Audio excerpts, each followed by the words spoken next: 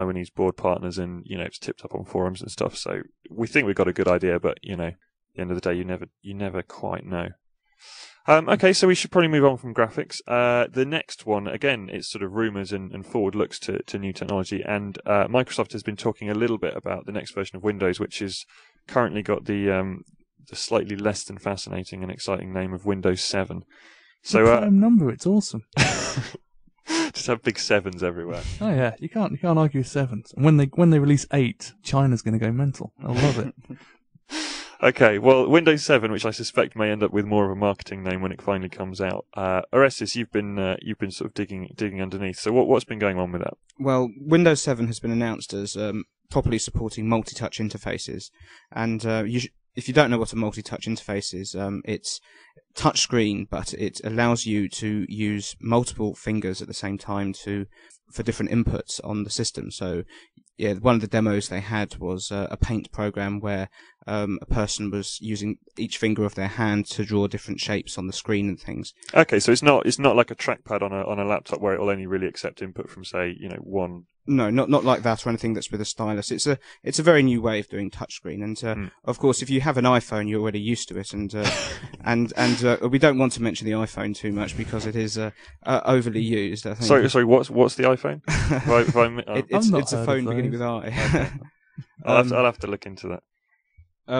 But it's quite innovative for Microsoft. They're trying to show that Windows isn't kind of stuck in its tracks. It's still got new features, and Windows 7, it's this big feature that they want to show off to everybody and show that they're still a company that can innovate quite a lot, which is coming off the back of a lot of criticism of Windows Vista, in that it's not a huge amount different from XP and it doesn't introduce many new things.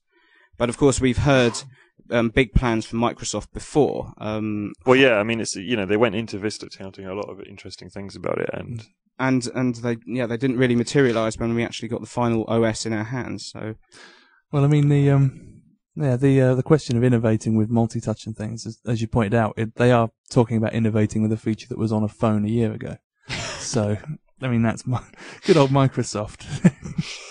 Yes, although I don't know. It depends how cynical you are, because they did that demo of Microsoft Surface, didn't they? Which was like a table that also ran a computer, and you could touch that. Because it means that when it does blue screen, you can hit it with both fists and your feet at the same time and feel much better rather than just punching it. Yeah, so they have supposedly been working on it for quite a while. But yeah, obviously it steals some of their thunder when it kind of ends up in an actual shipping product from their biggest, well, not their biggest competitor, but somebody who casts a large shadow over what they do.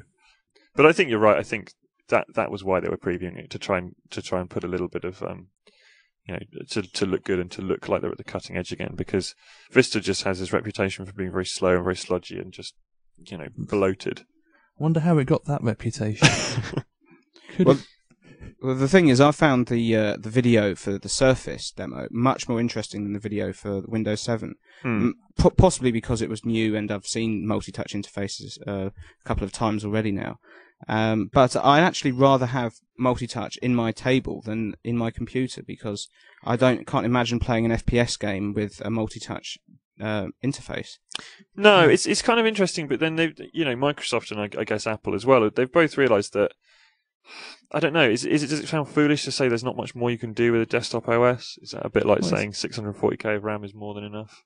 This just sort of posy tech for to show off to the telly people and things, isn't it? Nowadays, you can't really impress people by saying this will do X, Y, and Z. I mean, we've had fully working sort of paper-free offices now for going on 10 years. There's not really much they can really offer with a home computer that. No, there is that, and of course, the hardware vendors will be extremely happy because multi-touch will need brand new stuff, which is big screens and all kinds of other weird things. Something that if you look at, most of the numbers tend to show that Vista has kind of failed or not set PC sales, not given them the bump that a new version of Windows would normally do, despite the fact that it does amp up the system requirements and that kind of stuff. So, yeah, it's a cautious welcome, I guess. It's still good to see Microsoft actually looking at technology, and I found that whole them bidding for Yahoo bid sort of quite depressing in a way, because it was just like, we can't do it ourselves, so we'll just buy somebody. And the amount of money that was involved was obscene as well. I mean, yeah, it was a ridiculous premium over Yahoo's share price, and it was just to buy the people that go to Yahoo. I can't conceive of Microsoft being interested in any really of what Yahoo does. It's sort of completely different to Microsoft's setup. I mean, it uses open source servers. It's own stuff like Flickr. I mean, how is that interesting to Microsoft? Well, no, I mean, Microsoft have their own rival technology for stuff like that. So at the end of the day, if they bought them, one of them would end up being thrown out of the window.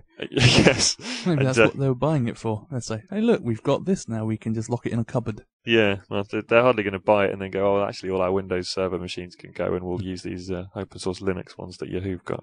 Well, I think it's quite odd that they're kind of already out there talking about things that are going to be in a new version of Windows. There is a danger to that, of course, because people are looking at Vista and going, "Do I?" You know, they're not incentivized to buy Vista now. I mean, when you start nice use of talking incentivized there, like that. Yes, thank you. It's when you start talking about the thing after the current product, that is kind of the first. That's really the first sort of death knell of the thing. It's the first nail in its coffin. You know, when they're talking about a replacement, especially in technology terms, it's like, you know, that's. I mean. It kind of seems to imply a shift of focus, as though they kind of like they extended the life on XP. They've just released XP Service Pack 3. Yeah, that's true. And now we're saying, and something new after Vista is coming along. So it kind of, I'm getting Windows Millennium flashbacks, basically. Yes, yeah. It's a bit odd. I mean, because I'm actually sort of building a new PC at the moment, and it's odd considering the OS to put on it, because we've got tons of copies of XP knocking around, so I could get one of those and stick that on it. For Vista, I'd have to go out and buy one. And you just think, do I really want to spend 60 quid on Vista, 70 quid on OEM Vista? You know, what is there in Vista that I actually really need or want? The snipping tool. The snipping tool's good, actually. That's true. The best thing about Vista. I have Vista on my laptop, and it's awesome. It's where I get all my little MSN avatars from. For everything else, there's XP. So if you haven't used Vista and experienced the joy and magic of the snipping tool, it's basically, so you know how you can do print screen in normal Windows and capture a whole screen? Snipping tool allows you to just take a portion of the screen and you just draw around whatever's on screen and it'll do it as a JPEG. It's really efficient. And also it But is it worth £70? Of course not. It's not worth £7, but it's the best thing about Vista, and I'm trying to be upbeat about the whole thing. Well, as gamers, we should all be saying DirectX 10 is why you should be buying Vista, but don't mention that. I'll have to break out the swear filter. It hasn't turned out the way that we were led to believe 2 years ago. No, it hasn't turned out really, has it? I mean, we've still got. I think there's the grand list of every game that's DirectX 10 compatible is still probably less than 30 games, and barely over 20 released. Yeah, I mean, you could stretch it. I mean, there's a lot of games. I mean, for instance, Age of Conan was one that was bigged up. There's no DX10 at launch. It's supposed to be coming later on. Far Cry 2, again, word is no DX10 at launch. It'll be added later on. Or you've got games like Gears of War. Technically, it's DX10, but all DX10 mode does is allow you to use AA. And which you can force on in the driver anyway, or, you know. And you've got the fundamental problem, which is it doesn't have a good game that demands it. I mean, Gears of War, it does legitimately use DX10, and it's complete rubbish. And on the PC, it is. It's a warmed over Xbox port. On the Xbox, it's all right, but it's only because on the Xbox there's very little else that's particularly great. So I mean, and also the things like the co-op system work really well with Xbox Live and that. But that's true. On Games for Windows Live, it's Games for Windows Live is just no. Phil almost swore there, I think. Yeah, we're a family-friendly podcast. But Games for Windows Live, terrible. Yeah. But no, back on track. DX10 games. It's difficult because I mean, I was looking at one of the features we're doing, which is Dell versus DIY for the next issue, and I was pricing up the machine, and I noticed obviously last year we had Vista as well. And I was thinking, God, it's been a year and we've had Vista, and really so little has happened especially with DX10 games.